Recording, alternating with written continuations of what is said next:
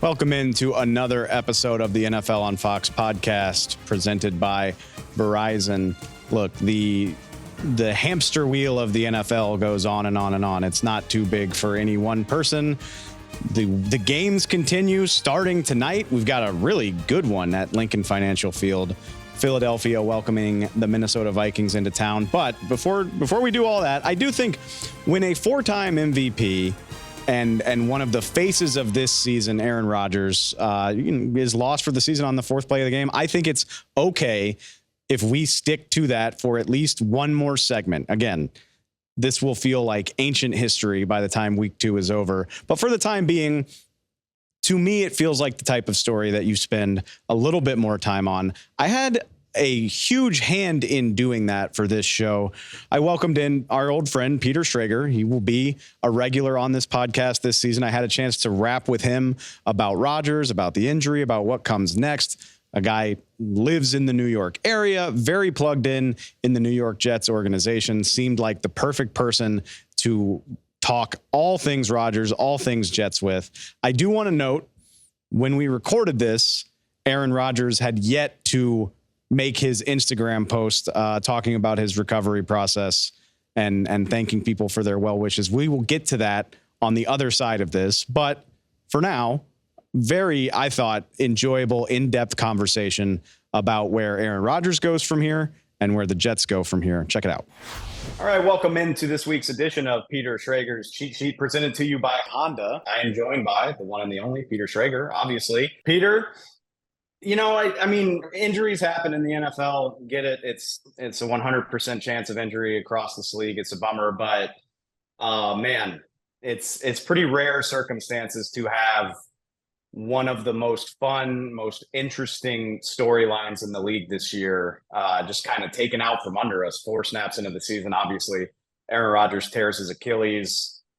Literally 4 snaps into the season. I mean, we've seen things like this before. Your cheat sheet this week touches on several of those, but even still, like, even knowing that a week 1 injury is not out of the question, I just don't remember anything like that where the season was just taken away from somebody like Aaron Rodgers so quickly. Yeah, I feel like it was a cultural moment too. Everybody was watching Monday night. Even if you weren't a football fan, you probably watched because of Hard Knocks, or you probably had a curiosity on Rodgers because of his off the field stuff that he's been in your spotlight for so many years. And it was hard not to get swept up. I've got a lot of diehard Jets fans in my life. And after the Rodgers injury, a lot of them were like, you know what, on me. Shame on me, because I let myself get excited. And if you're a Jets fan, this is the doom and gloom of your existence when it comes to quarterback play or big free agent signings. But that's not really the truth. The truth is this is as freakish and as just flattening and depressing as it could be for the league. I think if, David, we were talking about a week ago, we were to say, all right, you get to protect 5 players from injury this year. All the storylines, everything, 5 players. Rodgers is on that list. Like, this sucks Easy. for the league. It's easy. Maybe 1, maybe top. Yeah. Whether you love him or you hate him, you were either watching it because you wanted to see the Jets crash and burn, or you were watching it because you wanted to see, Rodgers go on this miracle ride, and we don't get any of it. No one wins here. It sucks. And talking to Jets sources, that immediate aftermath, there was a high because they won the game, but multiple coaches, and I tweeted this, multiple coaches texted me. They didn't sleep the night that they got back. And they got back at like 2 a.m. after the Monday night game. They didn't sleep. Why? They're sick to their stomachs. Not because the season's done and because Zach can't do it. It's because of Rodgers and what he had done for the team, both relevancy-wise, but also getting there, taking every guy under his wing. Like, I can't even – I tried in our opening hit for Fox NFL Kickoff this week to kind of give some behind the scenes on what he's doing. One of the things he was doing every day was he was bringing in younger players, and he was going through like firing line of the different hand signals and different routes just to make sure they were on their P's and Q's. Another thing, during walkthroughs, he was doing no look passes only that final week, just to make guys know their routes and they wouldn't be surprised when his pass came. All that's for naught. He was staying to the building till like 10 o'clock, 11 o'clock every night the last few weeks, just getting things down with these younger players. And it's done. Poof, vanished. It's over. And I know we're several hours removed from Monday night. We're already on Turn the Page. I got the Cowboys, all this stuff. But gosh, it could not have been more devastating or gone worse. And I don't think anyone, if you talk about the script writers of the NFL, I don't even think even the greatest horror script writers would put it that way. No, I mean, and you said it perfectly. Like, even if you don't like Aaron Rodgers, and he's given people plenty of reasons to have opinions about him over the last 2 or 3 years, but if you're a fan of football, I mean, no, even the biggest Rodgers critic doesn't want to see this. Like, again, I mean, I think the Jets have 5 more standalone games. And then there's, the mid-afternoon national windows on top of that. Like, you got a Black Friday game on Amazon the first one ever, that they're like going to roll it out at MetLife, and Rodgers is going to be on all the Amazon ads, and they were going to sell all their different tchotchkes and their Whole Foods food or whatever the Amazon Prime is going to push. It loses a little luster now. I mean, it's just brutal from a perspective of being a football fan. If you're interested in the business of the league, it's brutal from that standpoint. One thing you just touched on that I'm curious about, and I don't want to speculate too much, because that's a terrible situation for Aaron to go through, and he's got to figure that out. But I'm always curious, like, when you talk to former players, the depression of, like, not being in the structure of the season, of, like, not necessarily needing to go to the game plan meetings, to do the hand signal meetings. A lot of players talk about that being the hardest adjustment to being injured. And I'm curious to see how Rodgers is going to approach this. Like, some guys dive in and do what they can, and some guys are kind of like, this is too much for me, I got to get the hell out of here. I'm curious to see how he handles it. So we don't know yet where he's going to be spending this thing. We know he's going to get, obviously surgery, whatever is necessary, but we don't know if he's going to go out and just be in Malibu, if he's going to do this in New Jersey, if he's going to rehab in the facility, if he's going to rehab at Hospital for Special Surgery, which is one of the top spots in New York City, which is right there. Or does he say, winter in New York? I could be in Malibu. I could be, right. I could be anywhere. I could be in Cabo. I could do whatever it is. So, they're crushed over this because of what he brought outside of the on the field stuff. And if they lose the on the field stuff and the locker room stuff and the being in the quarterback's room stuff, that's 2 massive blows to this team. I'm going to put you on the spot. You covered the Cowboys for years. I remember when Romo went down, and everyone in my ear would say, Sanchez has been the biggest mentor to Dak, not Romo. And Sanchez is the one who's been the veteran guy. Romo's kind of been in and out. He's got the injury, whatever. I wonder, because there's multiple routes you can go here. You could say, you know what? I'm hurt. I don't want to be a distraction. It's not my team. I'm going back to Malibu. I'm going to sit in a coffee shop and figure this out and train my ass off. Or you're still that guy. You're still in the quarterback's room, and you make it a mission to get this team to the playoffs. And it might be through Zach Wilson's play and your coaching. I feel like 6-7 years on, I think the narrative is finally correct.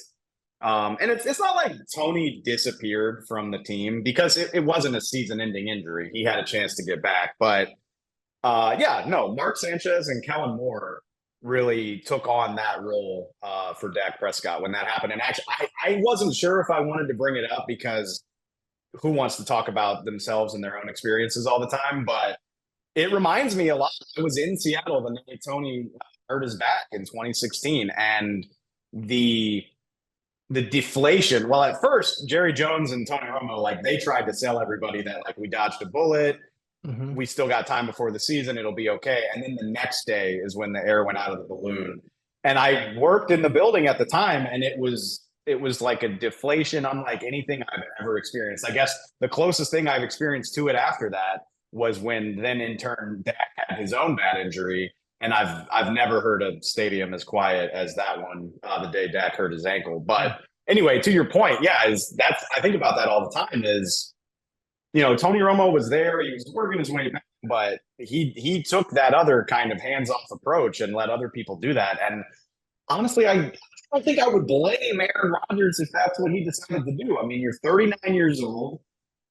I know he's been around the team, and it seems like he's a big hit in that locker room, but this isn't Green Bay where you've lived for 15 years and where you feel extremely comfortable.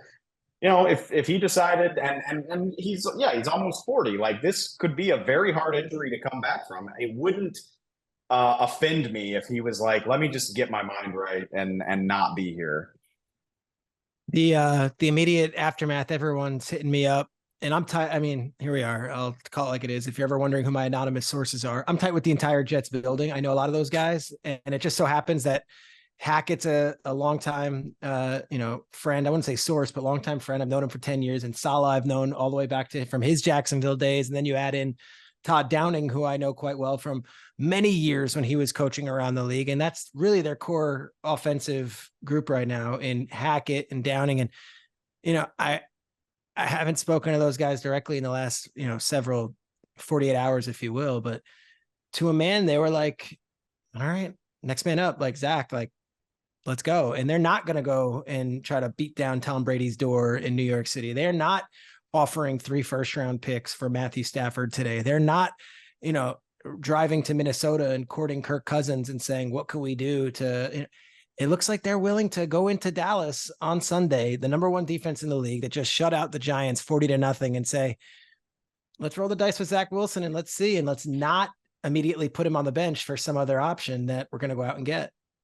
Okay. Let me put you on the spot. And honestly, that's their only choice in this moment. Like, Zach Wilson's been there all off season. He knows the offense. We get it. Like, nobody that came in today would have a prayer of being up to speed in time for Dallas. He's got to play against Dallas. But this reminds me of 2015 with the Cowboys, actually, when Romo in week 2 broke his collarbone.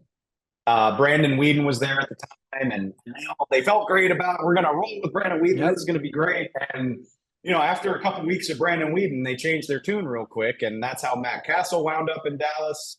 And the rest is very forgettable history. But, it sounds good that Zach is your guy, but if he is not noticeably improved, do you see that being the case over the long haul of the season? Joe Douglas is never scared to make a move. If anything, they don't have that veteran guy who's been there, done that in the locker room right now. So maybe they add a Colt McCoy, or maybe they add someone else who's been there and has done that. Or maybe they trade for, I'm just throwing out names, but like you trade for a Case Keenum or, one of those types of guys that has just been a lifelong veteran presence who's there on a day-to-day basis and can get you a win if you need. But all this talk, there was a lot of talk yesterday in New York of like, go get Brady. Like, let's be realistic here. Like, Brady's not looking to come back. He's not looking to come play for the Jets with no practice, no training camp, no nothing. And I think the Jets fans have to, kind of ground themselves here and say, okay, we had the expectations of this, and I know we're all in for this, but this is a number 2 overall pick. And all we have heard all camp is how Zach Wilson has made these incredible strides. It's almost like we have to call their bluff now and be like, okay, so let's see it.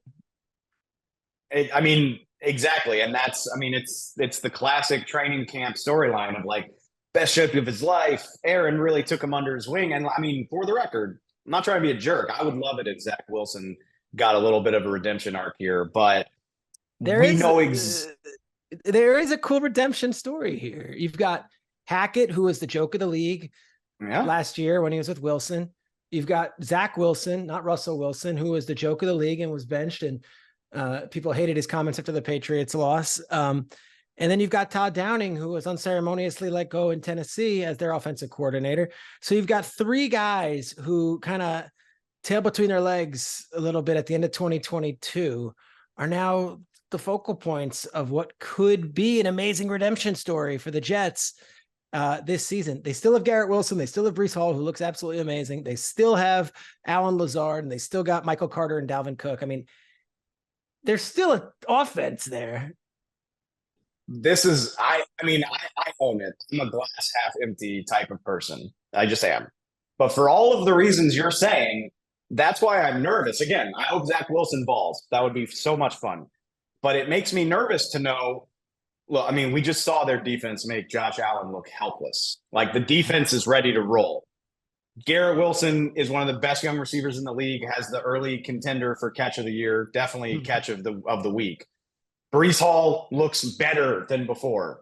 Like, this is a team that's ready to win. And if they're averaging 10 points a game like they were last year, I worry that you run the risk of losing that locker room for putting them in that position again. Yeah, and it's not what they wanted, right? I mean, they went out and they traded for Aaron Rodgers, maybe the greatest quarterback of his generation, just skill-wise. But 4 snaps in, God is cruel. There was a line someone sent me: if you want to make God laugh, go ahead and tell him your plans. Absolutely. And as the Jets trot out Aaron Rodgers, and they've got the U2 music blasting, and you've got, luminaries up and down the field, Jets legends, and you've got the lights out, and he comes out with that flag and he plants it. You look back on it now as we're towards the end of the week, it's almost comical how ridiculous, it's sick how ridiculously short-lived it all was, and poof, up in air. And yet they found a way to beat Josh Allen in week 1. And Josh Allen, was Josh Allen. He was out there being how he always is, a little careless, a little reckless, but still a beast. They beat him. The cool thing about the NFL is, you circled, the minute the schedule came out, you circled Cowboys Jets for a variety of reasons. Mm-hmm. It's the brand names. The Cowboys can't beat Rodgers. This is going to be one of the best games of the early season. And now Rodgers is gone. It loses some luster. Don't get me wrong. But for half a dozen reasons, I can still get very, very excited to see what that game looks like. Look, we look at our colleagues over at CBS. They didn't move Romo and Nance off this game. It's almost like the intrigue level goes up a notch. All right. So the Cowboys just beat the Giants full strength, 40-0 in their building. Here comes, Zach Wilson, the Jets, on a short week after he's thrown into the fire. Could this be 60-0, or do the Jets cobble together a 17-13 win and they come off and they're celebrating as 2-0 heading into week 3? Well, I can't wait to see how it goes. Peter Schrager, thank you so much. We'll talk to you next time, man. Thank you, brother. Now, the one thing missing from my conversation with Peter was we didn't have any context or input from Aaron Rodgers, the guy who actually got hurt. So, of course, as usually happens in the media world, as soon as we finish that interview, Aaron Rodgers takes to his Instagram to mainly send a thank you message. Thanks to everybody that's reached out, called, texted, said, I'm completely heartbroken and moving through the emotions, which, as we touched on, you would expect for a guy in his position who knows his season's over before it really got started. All sounds extremely understandable. The big thing that is going to be a talking point from here is the second to last line of the Instagram message that said, "The night is darkest before the dawn, and I shall rise yet again." Kind of maybe a little bit melodramatic, but obviously hints at what his future might be. I mean, you read that, and aside from making me think of a Florence and the Machine song, it makes me think that this is a guy who's going to at least try to return. And that shouldn't shock anybody. Rodgers took a pay cut to be in New York and help them with their finances. It always made sense that he would give this more than 1 year. Now, I don't think anybody was counting on him having to come back from a very tricky injury to rehab from. I mean, think of what an Achilles injury is. I mean, you're planting your feet, torquing your body, using those muscles where your Achilles is, climbing the pocket, potentially scrambling. It's all kind of important for a quarterback. So doubt it's going to be easy for a guy in Aaron Rodgers' position. I'm certainly not betting against him, for the record. On top of that, we'll see what happens. I mean, he's got a long time to sit and think about this. The season has only just started. The other interesting factor of this is I don't think anybody had this in their notes for before we've even gotten to week 2, but the injury has started a very loud dialogue about whether NFL players should be playing games on turf in the first place. It started Monday night. David Bakhtiari, Rodgers' former teammate in Green Bay and his very, very close friend, David Bakhtiari, has long been very vocal that NFL players don't belong on artificial turf. It's unhealthy. It's bad for your joints. It has a higher chance of injuring players. And plenty of players have said this in the past, by the way. This is definitely not new. But the new wrinkle in this is that Wednesday, NFLPA Executive Director Lloyd Howell makes a statement that says moving all stadium fields to high-quality natural grass surfaces is the easiest decision the NFL can make. The statement is much longer. I'm not going to read the whole thing to you. You can find it on Twitter or whichever app you prefer, but he basically points out that NFL stadiums flip turf fields to grass all the time for FIFA soccer games because that is FIFA's standard for playing surfaces. And he says, if you can do it for the World Cup, if you can do it for a soccer exhibition, of course you can do it for an NFL game. This is worth the investment, and it simply needs to change now. For the record, I agree. I'm totally on board with that. I have no problem with it whatsoever. If the players feel better, and we're seeing throughout the NFL, you're seeing a litany of players voice their support for this. DJ Reed, the Jets cornerback, came out and said the same thing after the game as well. So I have no problem with it from the standpoint of even if the players only feel safer on it, like I'm cool with it. And then you note that the data seems to back it up. No problem here. I just wonder, and again, I hate to be this guy, but yes, is it worth the investment? Sure.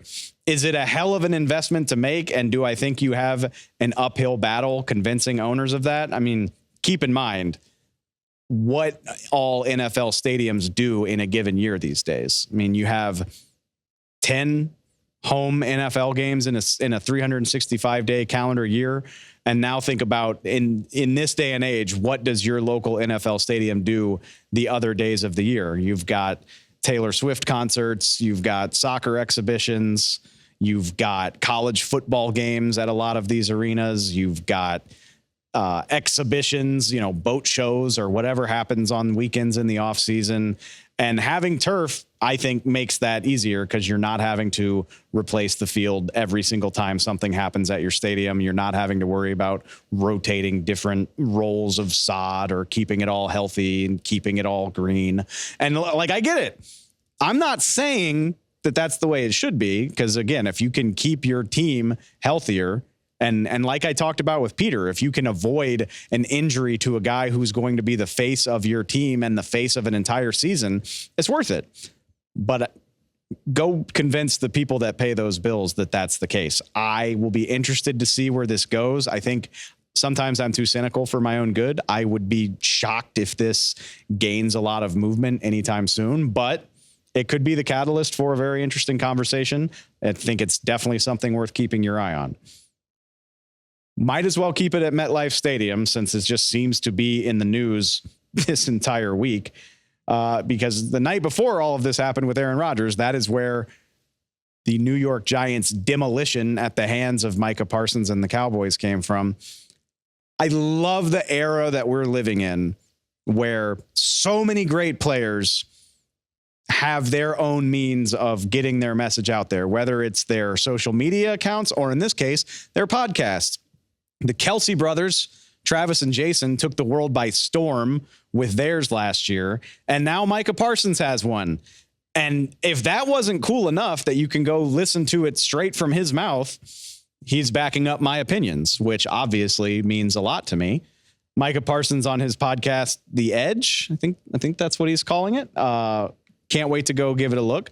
But he basically called out the Giants for not pulling Daniel Jones out of a 40-0 beatdown. Talking about the Giants, he said, quote, "It's called protecting your guy, something I thought the Giants should have done. I don't think Daniel Jones should have been in that game in the fourth quarter. I thought they should have protected him and pulled him out. Barring injury, their season would be over without Daniel Jones." Thank you, Micah Parsons. That's what I'm saying, man. Look, I get it. At the end of a 40-0 blowout, first of all, you don't want to, maybe the optics look weird to Joe from Brooklyn or, whatever angry Giants fan is furious about the way the game went. Maybe it's bad optics to people like that. It's going to be worse optics if something happens to Daniel Jones that forces him to miss games, or maybe all of them. It's so ironic that Brian Daboll and the Giants decided not to pull Daniel Jones a solid, not even 24 hours, 20 hours before the same thing happened to Aaron Rodgers. And I get it. Football is there. You're going to deal with injuries. It's inevitable, but these are situations that you can avoid. You can say, hey man, this game's been over since halftime. We live to fight another day. We pay you $40 million a year. You are way too important to us to have you out here in a rainstorm getting annihilated by the likes of Micah Parsons. Honestly, not even Micah Parsons by the end of the game, because the Cowboys were smart enough to be like, hey, you've done your job for the night. Let's let the backups eat a little bit. That's modern football. Like, there was a time in the 60s, 70s, honestly, as recently as like the 2000s, where you'd probably say, no, you got your asses kicked. You don't get out of this game. You go find something salvageable to work with. That stuff all sounds really cool from the hard ass coach in a movie.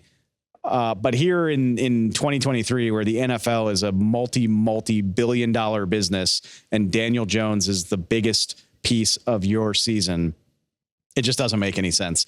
It's one thing for me to say that. I just really wanted to point out that one of the best defenders in the league feels the same way. So thank you, Micah, for that. All right, let's actually talk about some football, because there is a really great game tonight. Like I said earlier, Philadelphia welcoming Minnesota to Lincoln Financial Field for Thursday Night Football. Let's get into it. My gut reaction to this game is the NFL trying to make this a thing? Because no, you don't have deja vu. This is the same way we got started last season, week 2, Thursday Night Football at the Link, Vikings at Eagles. Like, it's the exact same thing. And if I'm a Vikings fan, I'm saying, why are you making us do this again? At least the Vikings last year were coming off the high of a huge win against Green Bay. This year, they're 0-1.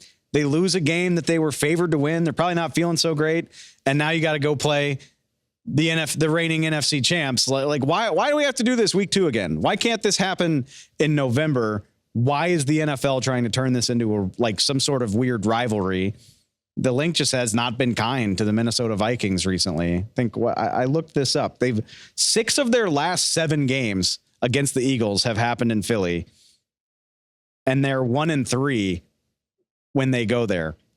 I don't like it. Hopefully they can flip the script. Fortunately, for them anyway, there are some factors breaking in the Vikings' way, and this is already a very banged up Eagles team. Like, the Eagles, no disrespect to any of their great players, all the all pros, you're all wonderful. But a big part of the Eagles' success last year was that all those guys were on the field. For a team that made it all the way to the Super Bowl, sure, Jalen Hurts missed a couple games. Obviously, again, for the 5th time this episode, everybody deals with injury, but this was a remarkably healthy team last year. Doesn't look like the case heading into week 2. Second-year linebacker Nakobe Dean is already on injured reserve after hurting his foot in the season opener. Now you've got Kenny Gainwell, the undisputed running back 1 for week 1. He's out with a rib injury. Cornerback 2, James Bradbury, who they famously brought back, didn't think they were going to be able to afford him, and here he is. He's out with a concussion. There's another one too. Reed Blankenship, the second-year safety. Everybody, so much good stuff to say about him. Undrafted free agent last year who rose into a starting role. He's out as well. So what's that? 4 starters from the week 1 lineup that aren't going to be available in this game. I'm curious to see how it goes, because some of the guys they're going to be asking to step up against the Vikings are not what you would call experienced. Running back, I think, will be fine. Gainwell was the only Eagles running back that carried the ball more than one time against New England. But you do have Boston Scott. You do have DeAndre Swift. You do have Rashad Penny. You got options there. I'm curious to see how the workload is divided, because really Swift and Scott barely touched the ball in week 1, and Rashad Penny wasn't even active. So they were really leaning on Kenny Gainwell. So Boston Scott, been in Philly for a long, long time, isn't a guy that carries the ball a lot traditionally, usually averages like 5 or 6 carries a game over the course of his career. So looking at DeAndre Swift, looking at Rashad Penny, I'm curious to see how those guys go. Again, not the biggest problem. For me, the biggest problem, honestly, might be cornerback, where James Bradbury is not available. You do have Darius Slay, but it's looking like the guy that they're going to ask to step in is another second-year player, another undrafted free agent. You know what? I don't want to mispronounce this guy's name, so just bear with me here. Okay. It's Josh Jobe, not Josh Joby. My apologies, Josh. Josh Jobe, second-year undrafted free agent out of Alabama. Hey, buddy, welcome to the NFL. You want to go help us cover Justin Jefferson? Same thing's happening at the linebacker core, by the way. Honestly, I love stories like this, so just bear with me. Nakobe Dean goes down. The Eagles have Zach Cunningham, who's a longtime veteran in the NFL. But the guy who's likely to start next to Cunningham is a guy by the name of Christian Ellis, who he came in when Dean got hurt in week 1. He actually called the defensive plays, according to defensive coordinator Sean Desai. But what I love about this, undrafted free agent in 2021, signed by Minnesota, bounces around, doesn't have a whole lot of playing time early, gets picked up by Philly where he's appeared in 10 or 11 games. He's never made a start. And now he gets a chance to make his first NFL start on primetime TV against who? The team that originally found him as an undrafted free agent, the Minnesota Vikings. I love stories like that. I can't wait to see if he rises to the occasion. Anyway, back to cornerback. James Bradbury, maybe you've heard of him. Not having him seems like a big deal. Darius Slay and Avonte Maddox are still there. I think that's a huge deal. Those two both picked off Kirk Cousins in this game last year. That's part of why last year's game was such a beatdown. Philly won easily 24-7, and the score honestly didn't reflect how dominant they were. But I am curious about this. If Josh Jobe is really your guy, maybe you use a little bit of Keely Ringo, the rookie out of Georgia. But I'm going to go ahead and assume maybe not quite ready for prime time. But I'm curious about this. I think shadowing a receiver with a cornerback is one of the most overrated storylines in football media. Like, for the amount that we talk about it, my experience leads me to believe it just doesn't happen all that often. Like, yes, in some circumstances it happens, but for the most part, defensive coordinators call their defense. They trust guys to do their job, and the lesser players they give help to rather than reinvent the wheel for one matchup.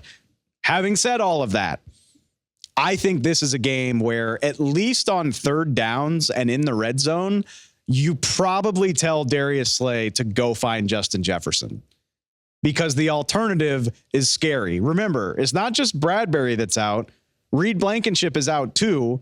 You could be seeing a lot of Sidney Brown, the rookie out of Illinois, at safety. So you could have all kinds of inexperienced players all over the back end of this secondary. And it's Justin Jefferson. He just caught 8 passes for 150 yards a week ago. And I guarantee you he's going to want to avenge a very poor performance in this loss last year. So again, every snap, no, that's silly. But in key situations, in big moments where you think Kirk Cousins is going to be looking his way, I would tell Darius Slay, hey man, go find 18. Now, having said all of that, if you're an Eagles fan, you're probably angry at me because it sounds like I think the Vikings are going to win 50-0. Fortunately for the Birds, the Vikings are dealing with a lot of stuff that plays right into the Eagles' hands. And when I say that, what I really mean is the offensive line. Again, it takes no time at all for what looks like depth or what looks like good health to become terrifying. Starting center Garrett Bradbury has already been announced out with a back injury. Left tackle Christian Darrisaw is limited, questionable, I believe, with an ankle injury. So that's 2 of your 5 on an already... I mean, the Vikings offensive line isn't bad, but we wouldn't call it like one of the very best in the league. And where they are weak is in the middle. Suspect at guard, and now you don't have your starting center. Sounds like a hell of an opportunity for Jalen Carter to announce himself. I mean, he had a wonderful game against New England. Don't get me wrong. He was on our rookies list, but playing at 3:30 as one of 5 games on in the second window is not the same thing as playing in front of America on a Thursday night. I think Jalen Carter, I think Jordan Davis, honestly, whichever of those D linemen Sean Desai wants to throw into the mix to pressure Kirk Cousins in the interior, I say go for it. It should be a very good opportunity for you. I think Kirk Cousins is better than he gets credit for, but I don't think Kirk Cousins is the type of quarterback that's going to easily overcome pressure right up the gut, right in his face. If Jalen Carter's on top of him within a second and a half of getting the ball, it's not going to go well for him. We've seen that before. And on top of that, Kirk Cousins, again, I'm not trying to call the guy a bad athlete, but he's not the quarterback that's going to escape from the pocket and create off schedule and make you pay for break and contain and things like that. No. If you blow up the line, blow up the pocket, get to Kirk Cousins, he's either going to go down or get rid of the ball or do something silly, which is what happened last year when he threw 3 interceptions in this game and the Vikings only scored 7 points. So this is what happens when you play on Thursdays, honestly. Like the injury reports are long. There are going to be several guys missing from this game. Ultimately, I think even with all of the young guys, maybe I'll be wrong, even with all the young guys missing from the Eagles roster, the Vikings absences are more impactful. They'll also potentially be without Marcus Davenport, their edge rusher. So even with Danielle Hunter, you go back and watch the Eagles game against New England, their offensive line honestly looked surprisingly mortal. Like, we think so highly of the Eagles offensive line and they're this impenetrable force. They looked beatable against New England. But the difference is New England has one of the best fronts in football. I don't think the Vikings have that. And without Marcus Davenport, I'm even more confident they don't have that. So I think the Eagles will be able to run the ball a little bit better than they did last week. More importantly, I think Jalen Hurts will be a little cleaner than he was last week, and there should be favorable matchups in the secondary. I do see the Vikings scoring more than the 7 points that they scored last year because this Eagles defense already didn't look great against New England, and they're very beat up. So hoping for a much more entertaining game, because for all the hype of last year, it was a dud. It was boring. I think if I remember right, the Bills played that night too against Tennessee, and I had flipped over to that game by halftime because this one was just a laugher. I don't think that's going to be the case tonight, but I do have Philly winning. I'm thinking, I don't know. I'm thinking Philly wins, but probably doesn't cover the 6 or 7 point spread. So give me Philly like 27-23. Yeah, I don't sound confident, but I'm taking Philly, and I hope it's a much better game than last time. We will see what happens. But regardless, whether I look like a genius or an idiot, we will be back here tomorrow to wrap that up. And then obviously we have got a ton of week 2 action for you. Full slate of games. I can't wait for it. Thank you so much for tuning in. Go find us on Spotify, Apple Podcasts. Subscribe to our channel on YouTube, the Fox Sports channel, full of content, full of clips from this show, as well as others. We really appreciate it. I'll catch y'all next time.